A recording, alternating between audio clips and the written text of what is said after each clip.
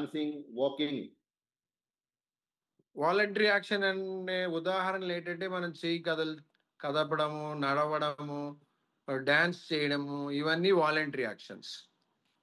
So And the involuntary actions are like breathing, digestion, palpitation. అంటే involuntary అంటే మెదడుతోటి, అంటే మనకి తెలియకుండా జరిగే వాటిల్ని ఇన్వాలంటరీ అంటాం. ఎలా అంటే గాలి పీల్చుకోవడము, గుండె కొట్టుకోవడము, ఇలాంటి వాటిని ఇన్వాలంటరీ యాక్షన్స్ అంటాం. It consists of two main parts. మెదడుకి రెండు ముఖ్య భాగాలుగా మెదడుని మనం విభజించవచ్చు. First is central nervous system. మొదటిది సెంట్రల్ నర్వస్ సిస్టమ్ అంటాం. Yes sir. It includes the brain and spinal cord. మెదడు వెన్నుపూస సమూహాన్ని సెంట్రల్ నర్వస్ సిస్టమ్ అంటాం. The brain processes and interprets sensory information, makes decisions and sends commands.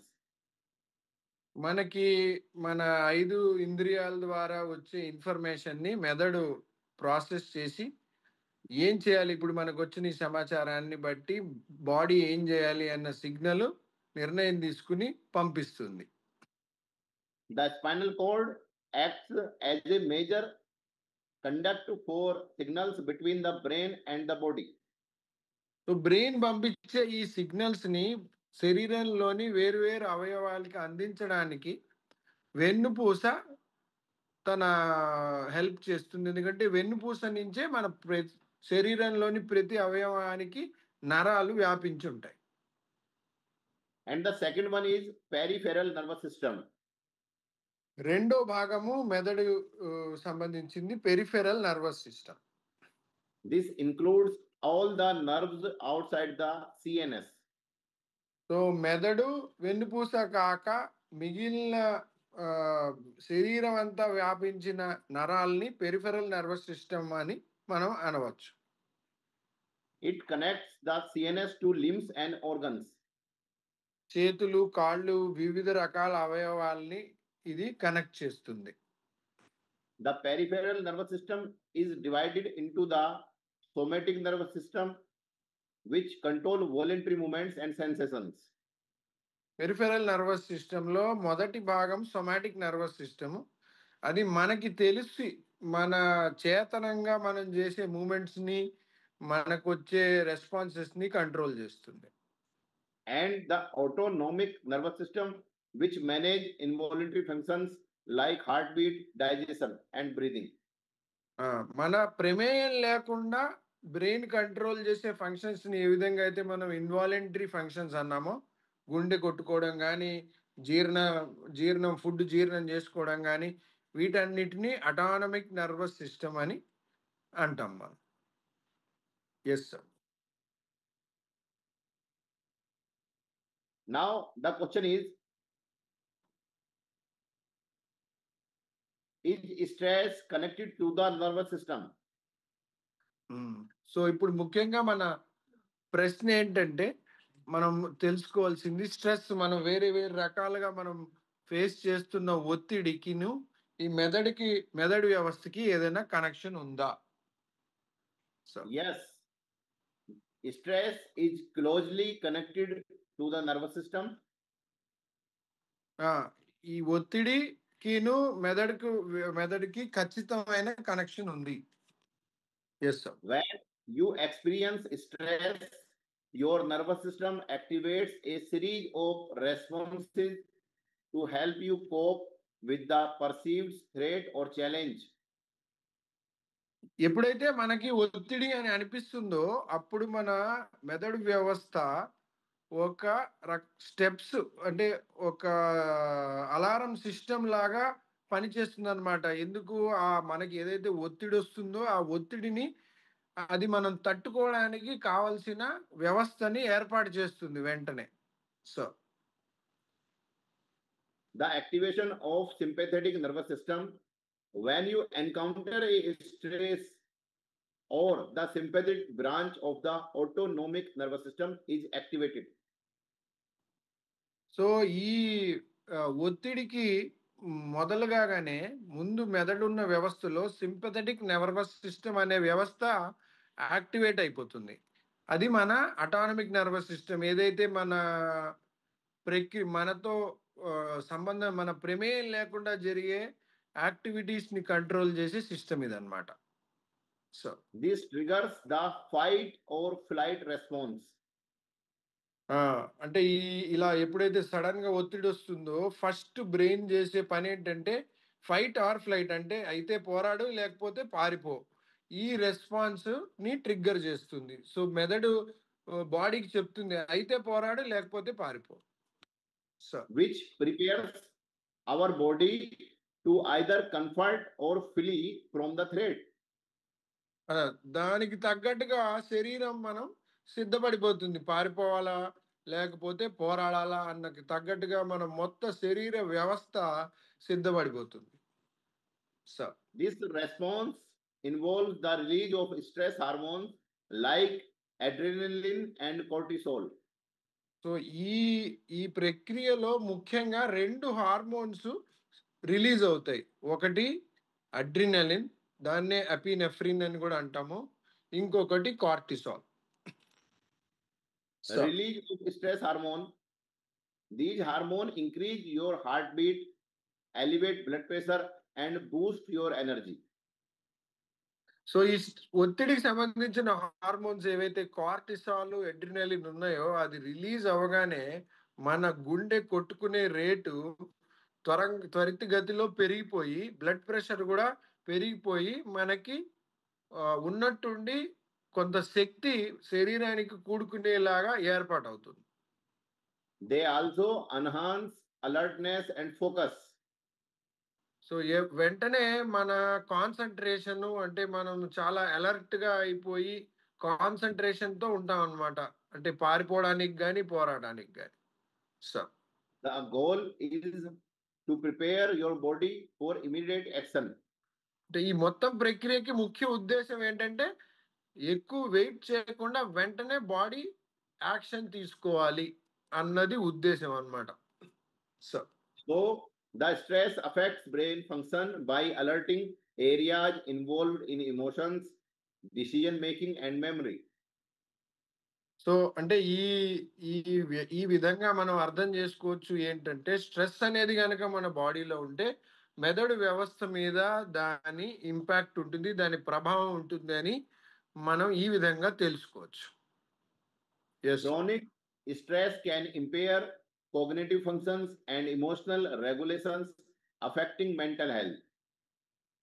నిత్యం గనక మనం stress లో ఉంటే అది మన మెంటల్ హెల్త్ని కానీ, మనం నిర్ణయం తీసుకునే శక్తిని కానీ, మన జ్ఞాపక శక్తిని కానీ, మనం ఏదైనా కొత్త విషయాలు నేర్చుకునే దాంట్లో కానీ, మనం వేరే వాళ్ళు చేసే ప్రవర్తించే పద్ధతుల్లో కానీ అన్నిటికీ దాని ప్రభావం ఉంటుంది. So yes sir. The parasympathetic nervous system, often referred to as the rest and digest system. So దీని తర్వాత ఉండే ఏదైతే భాగం ఉందో పారాసింథటిక్ నర్వస్ సిస్టమ్ ఉందో అది దాన్ని మనము రెస్ట్ అండ్ డైజెస్ట్ సిస్టమ్ అని కూడా అంటాం. It helps to return the body to a state of calmness. ఎప్పుడైతే ఈ స్ట్రెస్ నుంచి మన శరీరం తట్టుకుని బయటపడిందో వెంటనే ఈ పారాసింపథెటిక్ నర్వస్ సిస్టము మన శరీరాన్ని ఒక ప్రశాంతమైన పరిస్థితిలోకి తీసుకెళ్ళడానికి సహాయపడుతుంది. Excessive stress can contribute to issue cardiovascular problems, digestive disturbance, anxiety, depression, and sleep disorders. So digestion సరిగ్గా లేకపోయినా మన మెంటల్ హెల్త్ కానీ, నీరసంగా ఉన్న, నిద్రలేమి ఉన్నా వీటన్నిటికీ ఇండైరెక్ట్ గా స్ట్రెస్సే కారణం అని ఈ విధంగా డాక్టర్ గారు చెప్తున్నారు సార్.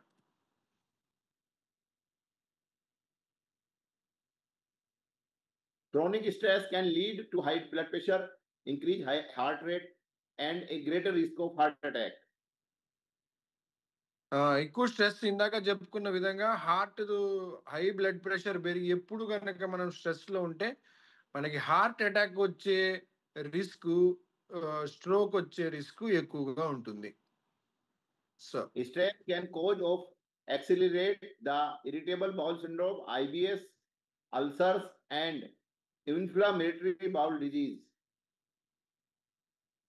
అదే డైజెస్టివ్ గుండె అదే జీర్ణాశయంకి సంబంధించి ఇరిటబుల్ బవెల్ సిండ్రోమ్ అని ఒక జబ్బు, ఇన్ఫ్లమేటరీ బవెల్ డిసీజ్, ఇవి కూడా స్ట్రెస్ ద్వారా కలిగే అవకాశము ఎక్కువ. Stress can affect digestion and lead to symptoms like abdominal pain, diarrhea, or constipation. So ఈ జీర్ణాశయ వ్యవస్థ స్ట్రెస్ వల్ల దెబ్బతిని మనకి కడుపులో ఎప్పుడు నొప్పిగా ఉండడము, విరోచనాలు లేదా మలబద్ధకం ఇలాంటి సమస్యలు కలగవచ్చు. Stress can impact blood sugar level and insulin sensitivity, increasing the risk of developing type 2 diabetes. అలాగే స్ట్రెస్ తోటి మనం అనుకునే ఫుడ్ ఎక్కువ షుగర్ని మనం బాడీ మెటబలైజ్ అదే బ్లడ్లో ఎక్కువగా నిలవ ఉండిపోయే దీన్ని టైప్ 2 డయాబెటీస్ అంటాము. అందులో వాటికి ముఖ్య కారణము స్ట్రెస్ కూడా ఒకటి. Stress can lead to unhealthy eating behavior, cravings for high fat, high sugar food, and weight gain. Stress is the main cause of central obesity or belly fat. Stress లో ఉన్న వ్యక్తికి మనకి ఊరికే ఆకలి వేయడం ద్వారా ఏదో ఒకటి ఏది పడితే అది తినేసి ఎక్కువగా ఎక్కువ ఫ్యాట్ షుగర్ ఉన్న వస్తువుల్ని తినాలని వారికి అనిపించి బరువు పెరిగి దాని ద్వారా హార్మోన్ వ్యవస్థ దెబ్బతిని మన పొట్ట చుట్టూత ఫ్యాట్ అక్యూములేట్ అయ్యి సెంట్రల్ ఒబిసిటీ అంటాం అన్నమాట. అది కలిగే అవకాశం ఎక్కువ స్ట్రెస్ ఉంటే. So chronic stress can affect immune system functioning, potentially contributing to the development of exacerbation of autoimmune disease like rheumatoid arthritis, alopecia, and multiple sclerosis. Autoimmune disease అంటే మన రోగ నిరోధక వ్యవస్థ మన శరీరాన్ని శత్రువులాగా భావించి ఇలాగ రుమటాయిడ్ ఆర్థరైటిస్ అంటే కీళ్ళ వాతం అంటారు. వాతం ముఖ్యంగా వాతం, స్క్లెరోసిస్, ఎక్కడెక్కడ బ్లడ్స్ క్లాట్ అవ్వడము, ఇలాంటివి ఆటోఇమ్యూన్ డిసీజులు కలగడానికి కూడా స్ట్రెస్ ఒక ముఖ్య కారణం. Mental health also triggered by the stress. Mental health లో కూడా రకరకాల ఇబ్బందులు స్ట్రెస్ వల్ల అవుతాయి. Like anxiety disorder, depression, sleep disorder, and cognitive impairment. Anxiety disorders అంటే ఎప్పుడు మనకి ఏదో గాబరాగా ఉండడము, డిప్రెషన్ అంటే కొంచెం ఏదో ఒక మనోవ్యధలో ఉండడము, నిద్ర లేకపోవడము, నేర్చుకునే పద్ధతి లేకపోవడము, ఇవన్నీ మెంటల్గా వచ్చే డిస్టర్బెన్సెస్కి స్ట్రెస్ వల్ల వచ్చే mental disturbances. To manage stress through techniques such as mindfulness, regular physical activities, healthy eating habits, social support, and relaxation practice can help to mitigate its negative effect. మనము హెల్దీ ఈటింగ్ చేసుకుని stress రెగ్యులర్గా exercise చేసి కొంచెం అందరితో ఫ్రెండ్స్ని ఫ్యామిలీని కలుసుకుంటూ social support తీసుకుని meditation లాంటి ప్రాక్టీసెస్ చేయడం ద్వారా స్ట్రెస్ని మనం తగ్గించుకోవచ్చు. So there are a lot of type of stress, acute stress and chronic stress. There are two type of stress like acute and chronic stress. Stress లో రకాలు ఉన్నాయి. ఒకటి మనం అక్యూట్ స్ట్రెస్ అని, ఇంకొకటి క్రానిక్ స్ట్రెస్ అని మనం ముఖ్యంగా విభజించవచ్చు. External factor for stress are as job loss, relationship issue, financial problem, and environmental changes.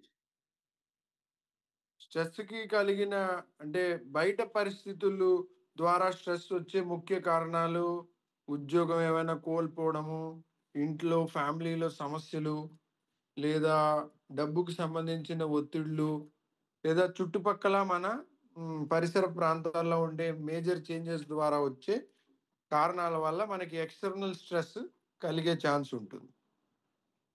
The internal factors for that personal perceptions, attitudes, and acceptations such as perfectionism, low self-esteem, and negative thinking.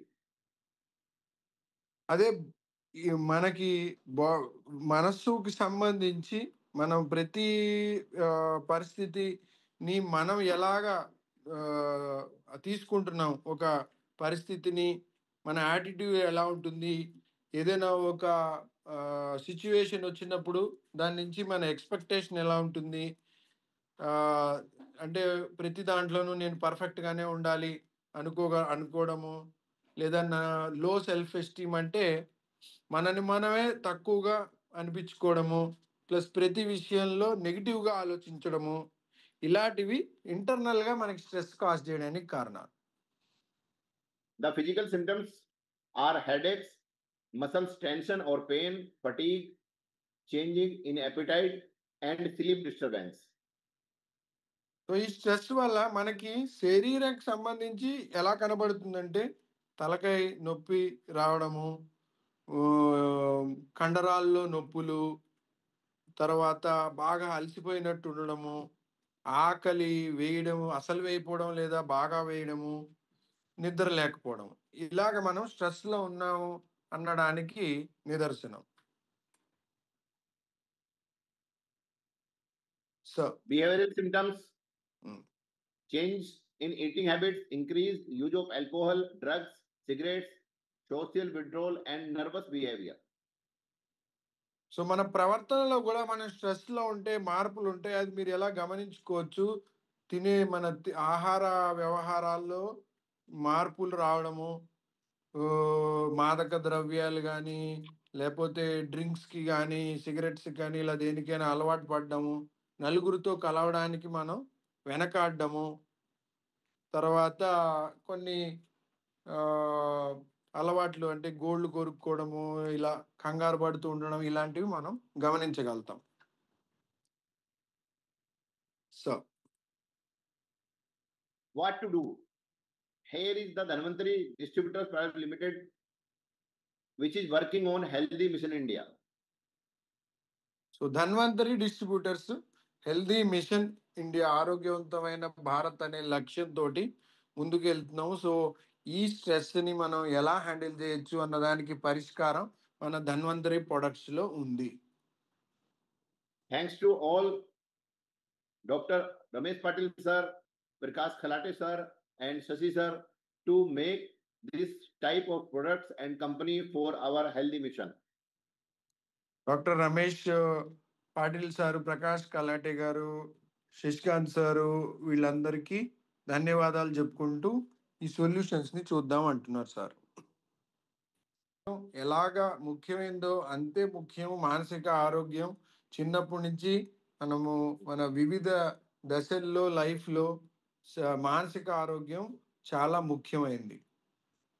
Mental health includes the satisfactory level of the human's social, emotional, and psychological state of well-being that affects the thinking and feelings of the human being. Mental హెల్త్‌లో ముఖ్యంగా ఏమిటంటే ఒక మనిషి తన తన చుట్టుపక్కల ఉండే మనుషులతో వ్యవహారం గానీ, వాళ్ళలో ఉండే మనోభావాలు గానీ, వాళ్ళ మానసిక పరిస్థితి గానీ, ఒక తృప్తి చెందిన వ్యవస్థలో ఉందా, స్థితిలో ఉందా లేదా అన్నది మెంటల్ హెల్త్ అని మనం చెప్పుకోవచ్చు. About more than 450 million people are suffering from mental disorder as people are not aware of regional health and they do not pay attention to it, and as a result they suffer. సుమారు 450 million అంటే 1 million అంటే 10 లక్షల మంది. అలాంటి 450 million జనాభా ఏదో ఒక రకమైన మానసిక ఇబ్బందులతో బాధపడుతున్నారని చెప్తున్నారు sir. And it can also lead the social problem like unemployment, broken families, poverty, drug abusement, related crimes. ఎక్కువ శాతం మనం చూసే మనం ఫేస్ చేసే ప్రాబ్లమ్స్‌కి ఇండైరెక్ట్‌గా ఈ మానసిక ఇబ్బందులే కారణం అని, అంటే ఉద్యోగం కోల్పోవడం, ఇంట్లో ఫ్యామిలీలో గొడవలు, కుటుంబాల్లో గొడవలు, డబ్బులు లేకపోవడము, డ్రగ్స్‌కి అలవాటు పడడము, లేదా క్రైమ్ రేట్‌కి కూడా మానసిక ఇబ్బందులే కారణంగా కనబడుతున్నాయని చెప్పారు sir. Mental health illness and disorder symptoms. There are a wide range of conditions that can affect mood, thinking, and behavior of a person. Some of them are చాలా రకాల కండిషన్స్ మన మానసిక పరిస్థితిని, మన ఆలోచన విధానాన్ని, మళ్ళీ మన ప్రవర్తనని నిర్దేశిస్తాయి. సో ఏంటి అవి అన్నది ఇప్పుడు చూద్దాం. Yes sir. anxiety disorder. This is a very common mental disorder among youngsters, which is characterized by consisting depression, mood, or loss of interest in activities. Anxiety disorder అంటే ఒక విధమైన ఎప్పుడు గాబరాగా ఉండే పరిస్థితిని యాంగ్జైటీ డిజార్డర్ అంటాము. ఇది మెంటల్ డిజార్డర్స్‌లో ముఖ్యమైనది. ఇది పర్టిక్యులర్‌గా ఇప్పుడు ముఖ్యంగా మనం పిల్లల్లో చూస్తున్నాం ఇది.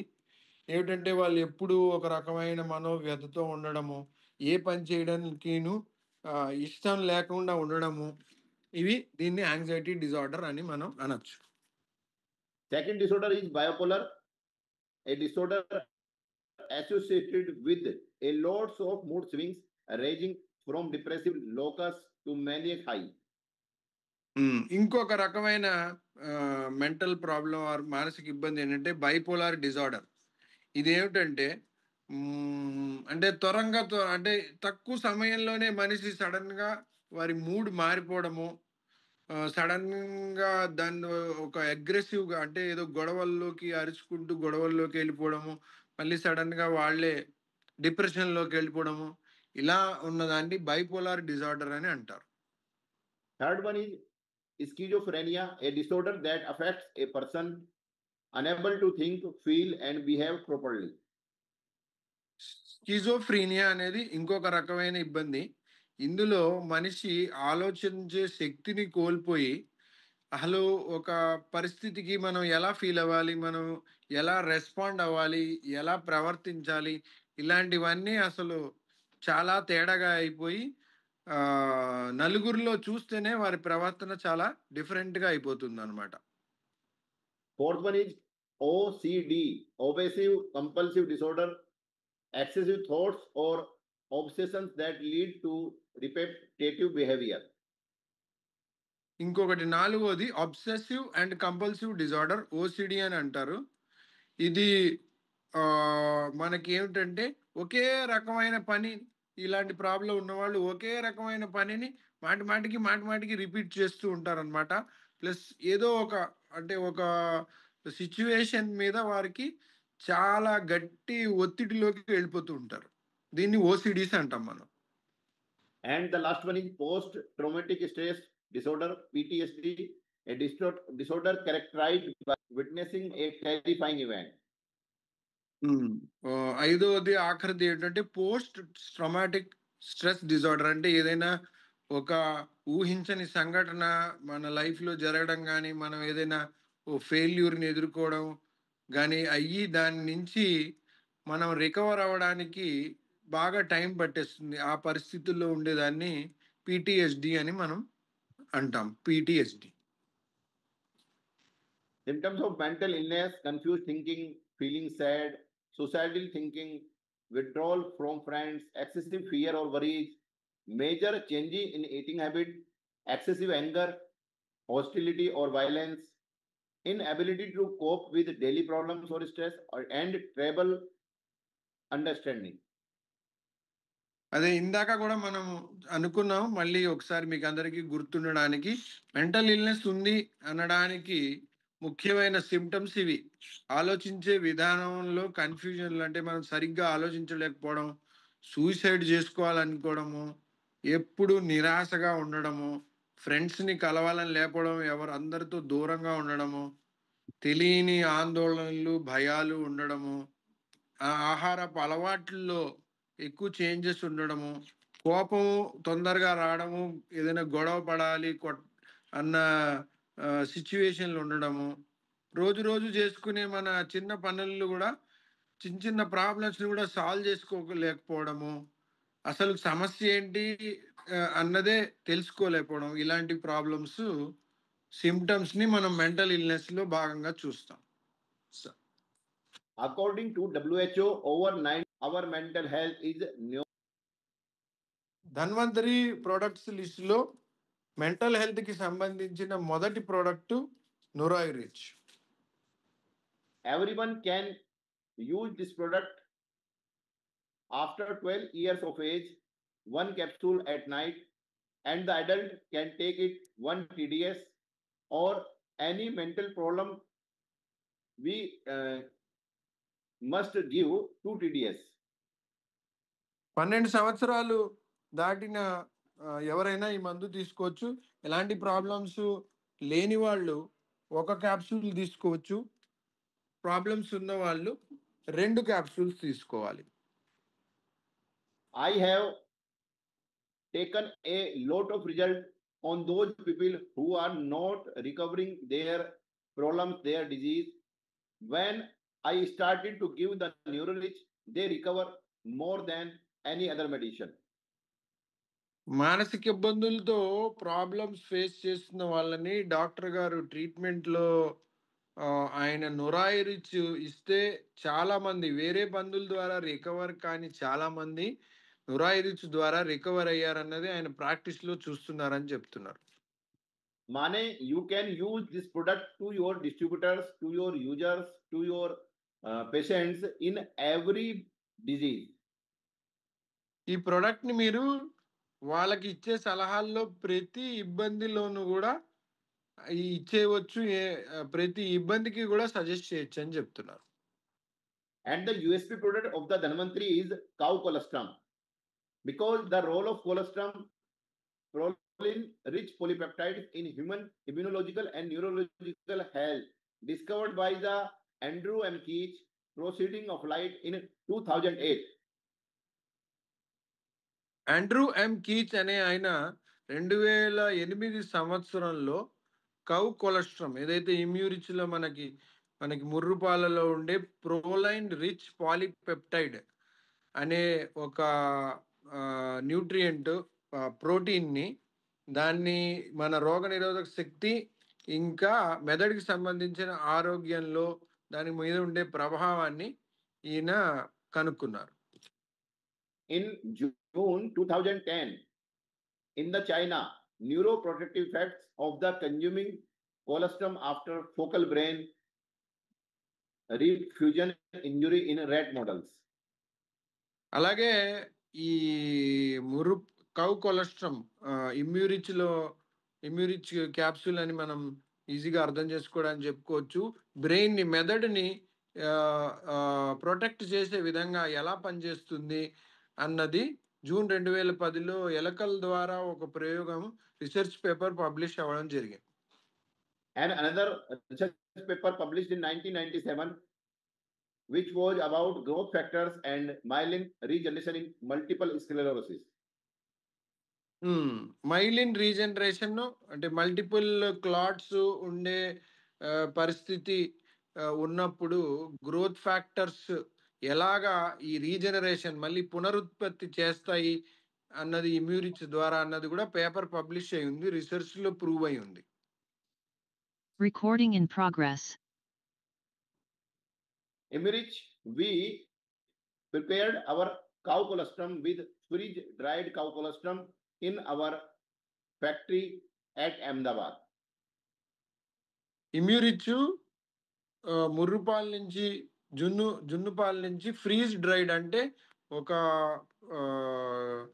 టెంపరేచర్ ఉష్ణోగ్రతని 0 డిగ్రీలకి కిందకి తీసుకొచ్చి అలాగే వెంటనే డ్రైయింగ్ వాటర్ని తీసేయడం ద్వారా ప్రిపేర్ చేస్తారు మన అహ్మదాబాద్ ఫ్యాక్టరీలో. Imrich have 89 important contents like proteins, carbohydrates, vitamins, minerals, and antibody. ఇమ్యూరిచ్లో 89 ఉపయోగకరమైన పోషకాలు ఉన్నాయి. Proteins, antibodies, immunoglobulins, vitamins, amino acids ఇలాగా. So it is a superfood also, and it can help in our nervous health. So ఇది super food అనడానికి ఎటువంటి సందేహం లేని product ఇమ్యూరిచ్. ఇది మన ఓవరాల్ హెల్త్ ప్లస్ మెంటల్ హెల్త్లో అత్యంత లాభదాయకంగా ఉంటుంది. And it is also nectar product because it can be given to the very little age, very early age. Even రోజులు వయసులో ఉన్న చిన్న పిల్లలకి కూడా ఇవ్వగలిగిన natural product Immurich. Omega rich, the another product which we can use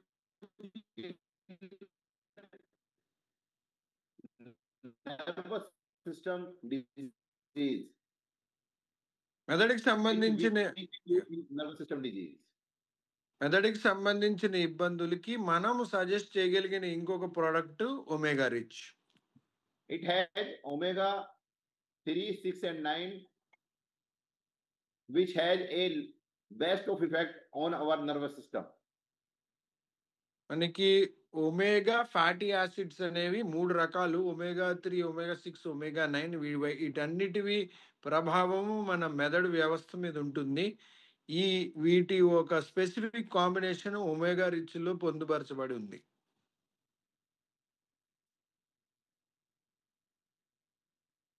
Calorie Glutamax also a good product for our nervous system.